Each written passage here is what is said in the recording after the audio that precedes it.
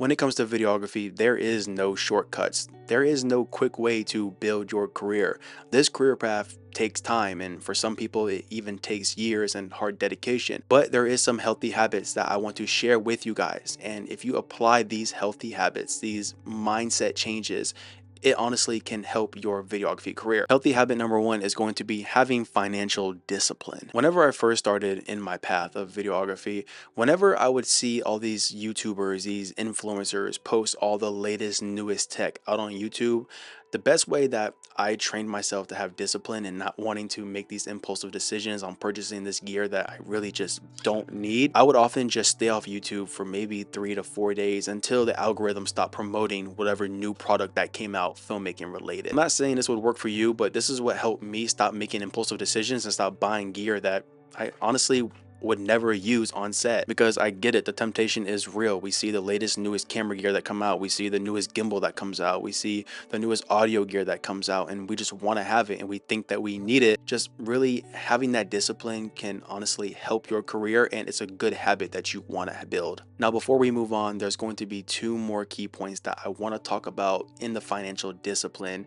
category. Next one is going to be keeping receipts of every single piece of gear that you purchase if you're going to make those purchases. And the reason why I say that it's really important that you keep those receipts of everything that you purchase, just so you can have them for number one, being tax purposes, but also you want to keep track of everything that you are purchasing. If you kept all your receipts from last year and you see that you spent, I don't know, maybe 15K on camera gear, and then you keep all your receipts for this year and you see that you only spent 8K, you can have a better understanding of where your finances is going. Me personally, I still even have my receipt from when I bought my FX6 over a year ago. Just keeping your receipts so you know where your finances are going is something very, very important, especially if you're going to be a full-time freelancer doing this career. There is three things that I always ask myself whenever I'm going to make a business purchase, whether it's camera related or not camera related.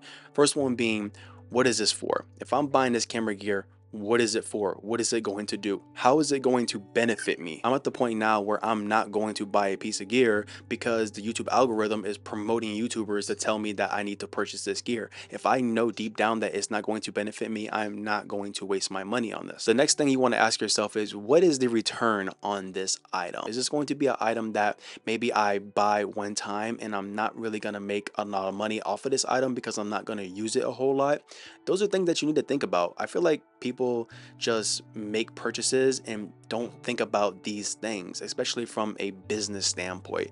Everything you buy for your business, you want it to make you some profit. You want it to make you some income. So having that understanding of what is the return on this item, is if there's any return at all, what is it going to be? That's something that you should think about, especially when purchasing very expensive camera gear. And the last thing that I ask myself is, will this be a one-time purchase?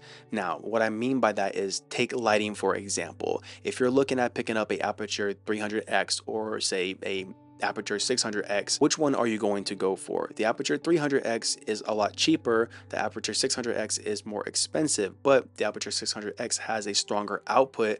Therefore, if you know you're in situations in your freelance career where you're filming a lot of interviews and there's a lot of windows and the sun is blasting through the window and you need that extra output, why settle for a 300x when maybe in the moment it's going to be cheaper? But think about it. If you, like I said, film in a lot of situations where you need that extra output and you need that more power, you're going to have to maybe spend a couple extra $100 on getting a Fresnel.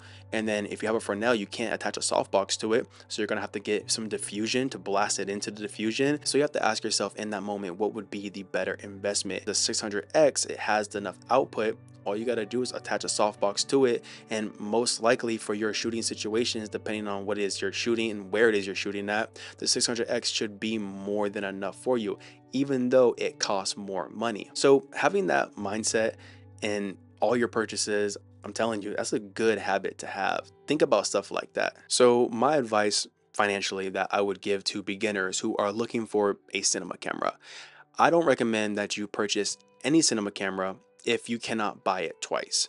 Now, what I mean is, say you want to pick up again an FX6, a $6,000 camera. If you can't purchase two of those cameras, then you really shouldn't be wanting to pick it up. Only because if you're a beginner, I'm most likely assuming that you don't have the clientele. Now, if you're trying to buy this camera thinking if I buy this camera, I'm going to get the clientele, that is far from the truth. Out of all the jobs I work with, very few of them specifically ask for a FX6. Some of them did ask for the Sony ecosystem, but a lot of them could care less what camera I have. Now, there is higher level production jobs that want those specific cameras like the Reds, the FX6s, the FX9s, the Arri Alexas. Now, those are obviously a different category and those are a different budget type of jobs. But for like the lower paying jobs, they can care less. Honestly, they don't know much about cameras at all. They just want the image to look good. So if you're a beginner and you're in that position where you're thinking, okay, if I get a FX6, FX9, whatever, I'm going to land a bunch of jobs because of this camera. I'm telling you that is far from the truth. These clients do not care. Some clients, I should say. But from a financial standpoint, if you cannot buy two of these cameras and then on top of that, buy all the accessories that you want, I do not recommend that you pick up this camera. When you see those filmmakers out there who have maybe an FX6 and an FX9 or an FX6 and a Red, it's most likely because they have the clientele to be able to afford that. And they bought those two cameras because they have extra money to spend on accessories and still not be stressing about it. If you freelance for months and months and months just to save up every last penny that you have just to purchase this camera and you don't have money for accessories, you're only financially hurting yourself. So having that understanding of, okay, maybe if I can't afford two of these cameras, I probably shouldn't buy this camera. Typically, the people who own these cameras are people who are getting the jobs consistently, and that's how they're able to afford it. Not everybody, some people are just have money to blow. I hope everything that I'm saying right now is resonating with you guys deeply, and I hope that it's helping you. So moving away from the financial discipline category, we're going to go into category number 2, and that's going to be losing your ego and becoming a servant. As a freelancer, you are a servant. You're here to serve the people. You're here to serve your client.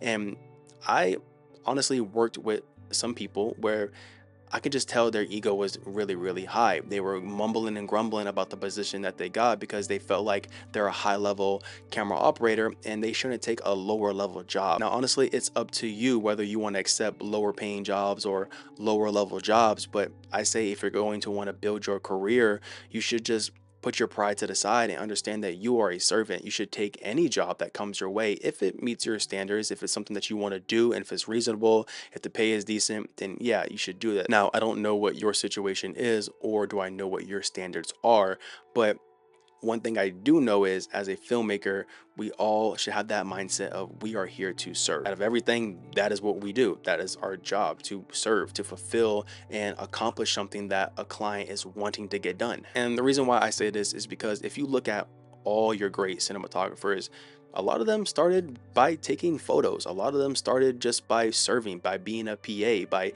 even being a focus puller. And then they worked their way up the filmmaker ladder to achieve and ultimately be where they are right now. And that takes discipline. It takes throwing away your pride and your ego to sit here and say, okay, if I really want to build a sustainable business, I have to start somewhere. If you primarily just want to be a camera operator and you get offered a focus puller position, but you think that you're just too good for that, 9 times out of 10, you're only hurting yourself because maybe on that job that you potentially declined because you didn't get the camera operator position, you just missed out on a networking experience. You just missed out on a learning experience.